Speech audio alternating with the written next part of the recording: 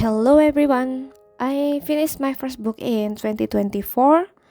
The book is Requited Unrequited Love by Mina Ramzy.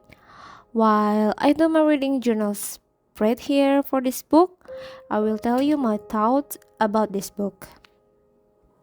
So, Requited Unrequited Love by Mina Ramzy is about Christina who feels restrained in her own house because in her family, woman is not free to do anything she wants except when she's got married. But Christina has no desire to get married because of her past. And then Augustinus come to the page. He offers marriage of convenience for a lifetime because in their belief they cannot get divorced. And of course the reward is a freedom that Christina already dreams since forever.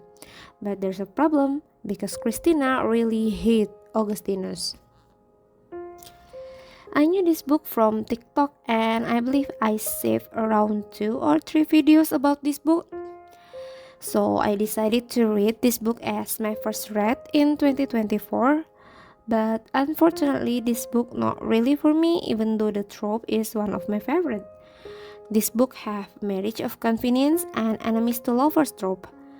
At the beginning of the book, the author already mentioned that this book might be considered more nonfiction, and through the warning, it really feels like reading a nonfiction book. I honestly didn't read nonfiction book because it is hard for me. I either sleep on it or DNF it on early chapter. Honestly, when I read this book, it really hard for me to continue. When we open a new chapter, there will be a slight message between Christina and her pen pal. After we follow a long lesson that the author tried to tell us, like around 5 pages or more, the story itself will continue again from the last one. I know the author tried to give some moral value for the readers, but I think it could be hit or miss for some of us, and surely for me it is a miss. I skipped so much part of this book, especially from this Christina monologue, because if I didn't do that, surely I will DNF this book. I was hoping the plot of main story could lift up my perceptions of this book, but it didn't do anything like what I hoped for. I can't relate with Christine at all. I knew she has a bad past, even a traumatic one, but her logic for hating Augustinus doesn't make sense. Even I, as a reader, reading from Christina POV, can see what is Augustinus' intention toward her. Christina always denied Augustinus' kindness. She blindly closed her heart and eyes. And what's even stranger is about Christina feeling towards Adam, her pen pal. I cannot see their connection. It's only glimpse of chatting from the apps.